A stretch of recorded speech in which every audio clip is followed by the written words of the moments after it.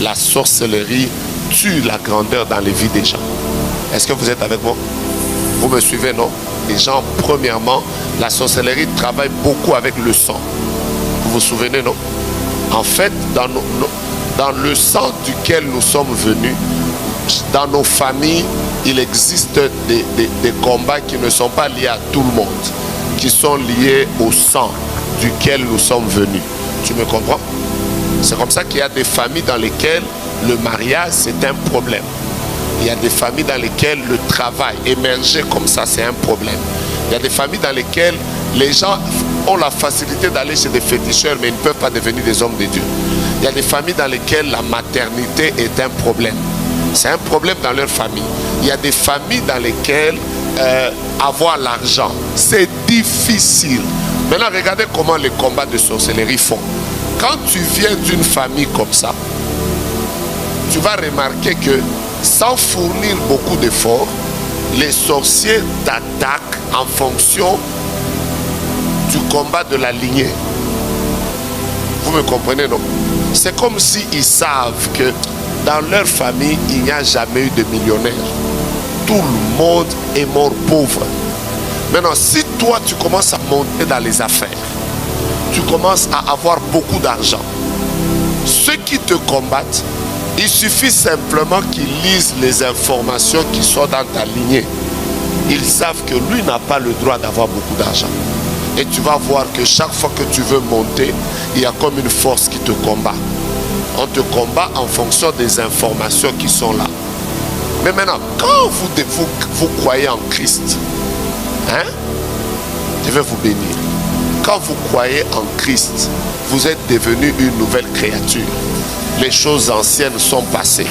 Vous vivrez des combats, mais c'est à vous de revendiquer votre droit en Christ. De rappeler au monde des ténèbres que j'ai été affranchi des combats de ma famille. Vous n'avez pas le droit de bloquer mon mariage. Parce que là où vous bloquez les mariages des autres, moi, la Bible dit qu'à tous ceux qui l'ont reçu, à ceux qui croient en son nom, la parole leur a donné le pouvoir de faire quoi? De devenir enfants de Dieu. Il faut réclamer ce droit-là. C'est la première prière qu'on va faire. Commence à dire, je viens d'une famille dans laquelle les mariages sont difficiles.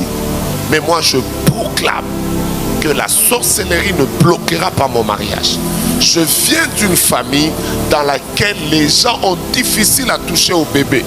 Mais moi, je déclare, à cause de la mort et de la résurrection de Christ, j'ai droit à une vie épanouie.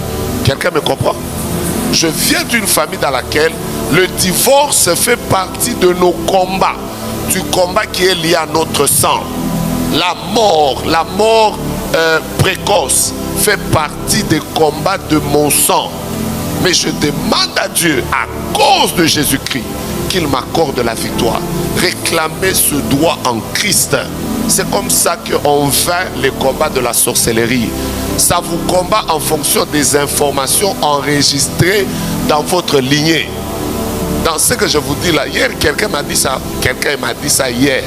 Quelqu'un m'a dit hier, parce que je suis en train de convaincre mon fiancé que je puisse avoir un enfant avant qu'il vienne douter. Après, je lui ai dit pourquoi. Oui, quelqu'un m'a dit ça hier. Après, il m'a dit parce que dans notre famille, tous ceux qui se sont mariés normalement n'ont pas d'enfants. Mais ceux qui n'entrent pas par la voie du mariage ont des enfants. Donc, comme elle veut des enfants, je répète, quelqu'un m'a dit hier que je suis en train de convaincre mon mari que non, connais seulement les enfants, je connais ma famille, c'est dans la lignée. Mais tu peux réclamer en Christ que j'ai le droit de me marier dans la crainte de Dieu et d'avoir des enfants. Mettons-nous debout. C'est la première prière. 1, 2, 3, on commence.